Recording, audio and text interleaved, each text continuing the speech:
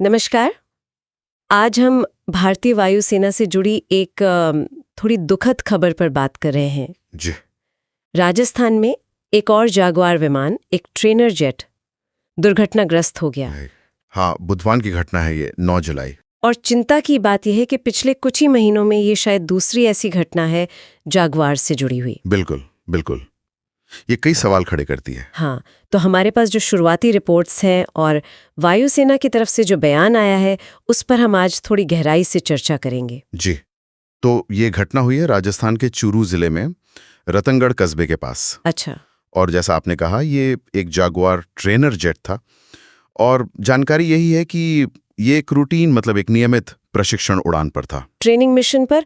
और सबसे दुखद बात, पायलट। हाँ, वही सबसे अफसोसनाक पहलू है। इस हादसे में विमान में जो दोनों पायलट थे वो शहीद हो गए। ओह, ये तो बहुत ही दुखद खबर है। 2 पायलटों की जान चली गई। जी, वायुसेना ने भी इसकी पुष्टि की है। उन्होंने सोशल मीडिया प्लेटफॉर्म एक्स पर बताया कि दोनों पायलटों को घातक चोटें आईं। जान नहीं बचाई जा सकी। हाँ, जान नहीं बचाई जा सकी। एक बात उन्होंने ये भी साफ की है कि जमीन पर किसी नागरिक को या किसी संपत्ति को कोई नुकसान नहीं हुआ है। चलिए, ये थोड़ी राहत की बात है। और जाहिर है अब ये जानने की कोशिश तो होगी कि आखिर हुआ क्या, मतलब कारण क्या था।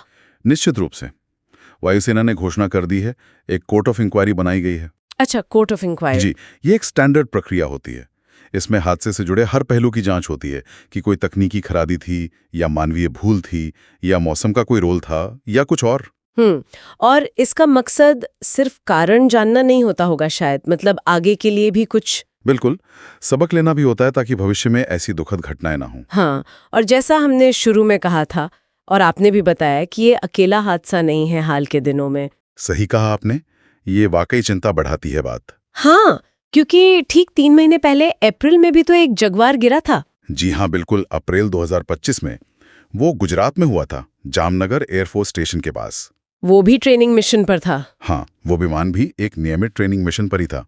जामनगर शहर से कोई 12 किलोमीटर दूर एक गांव है सुवरदा, वहां एक खेत में गिरा था। अच्छा, और उस हादसे में क्या हुआ था? उसमें भी पायलट? हाँ, उसमें भी दुखद परिणाम थे।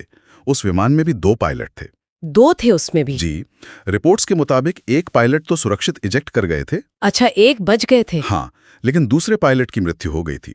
उनका पता फिर स्थानीय गांव वालों ने लगाया था। तो मतलब 3 महीने के अंदर 2 जगवार हादसे और कुल 3 पायलटों की शहादत। जी, ये वाकई एक गंभीर स्थिति की ओर इशारा करता है। इन जगवार विमानों के बारे में थोड़ा सा बता सकते हैं? मतलब कितने पुराने हैं, क्या भूमिकाएं इनकी वायुसेना में? देखिए, जगुआर विमान भारतीय वायुसेना के लिए दशकों से एक महत्वपूर्ण लड़ाकू विमान रहे हैं। खास तौर पर जमीनी हमले के लिए, ग्राउंड अटैक जिसे कहते हैं, या क्लोज एयर सपोर्ट। ये विमान हैं तो काफी पुराने। हालांकि ऐसा नहीं है कि उन्हें अपग्रेड नहीं किया गया, समय समय पर अपग्रेड्स हुए हैं। अच्छा। लेकिन हाँ, जब एक ही तरह के विमान के साथ, वो भी कम समय में, ऐसे हादसे होते हैं तो फिर सवाल उठते हैं। विमान के रखरखाव पर, उसके पुर्जों की उपलब्धता पर, पायलटों की ट्रेनिंग पर, हाँ। इन सब पहलुओं पर ध्यान जाता है। तो क्या ये माना जा सकता है कि विमान का पुराना होना एक बड़ी वजह हो सकती है इन हादसों की? देखिए, सीधे तौर पर ऐसा कहना भी जल्दबाजी होगी, है ना। जब तक कोर्ट ऑफ इंक्वायरी की रिपोर्ट नहीं आती, किसी नतीजे पर पहुंचना ठीक नहीं। सही बात है। कई बार बिल्कुल नए विमान भी हादसों का शिकार हो जाते हैं। लेकिन हाँ, ये सच है कि जो पुराना होता बेड़ा होता है, जिसे एजिंग फ्लीट कहते हैं, उसके रखरखाव में, उसके संचालन में अपनी चुनौतियां होती हैं। अपनी चुनौतियां होती हैं। जी। तो जांच में यकीनन इस कोण को भी देखा जाएगा कि क्या कोई तकनीकी पैटर्न उभर रहा है, या ट्रेनिंग में कोई कमी थी, या फिर ये बस 2 अलग-अलग दुर्भाग्यपूर्ण घटनाएं हैं।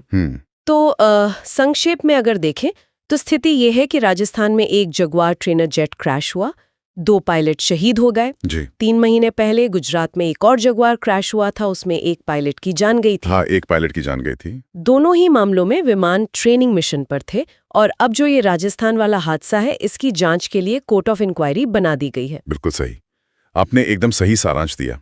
और देखिए, ये जो लगातार हादसे हो रहे हैं, ये न सिर्फ वायुसेना के लिए एक ऑपरेशनल चुनौती है, जी, बल्कि इसका असर पायलटों और उनके परिवारों के मनोबल पर भी पड़ता है। जाहिर है, बिल्कुल। तो अब ये जो जांच प्रक्रिया है, उसकी पारदर्शिता और उसके जो नतीजे आएंगे, और उन नतीजों के आधार पर जो कदम उठाए जाएंगे, वो बहुत महत्वपूर्ण होंगे। हाँ, उनसे सीखना होगा।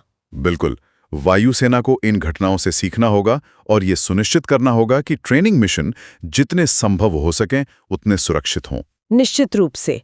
तो आज की इस चर्चा को यहीं रोकते हैं, लेकिन ये सवाल जरूर मन में रहता है कि क्या ये जो हाल में जगवाल के साथ हुआ है, ये किसी बड़ी किसी प्रणालीगत समस्या का संकेत है, या फिर ये अलग अलग दुखद घटनाएं हैं जिनका आपस में कोई गहरा संबंध शायद न हो? जी, ये एक अहम सवाल है और इसका जवाब शायद हमें जांच रिपोर्ट आने के बाद ही कुछ हद तक मिल पाएगा।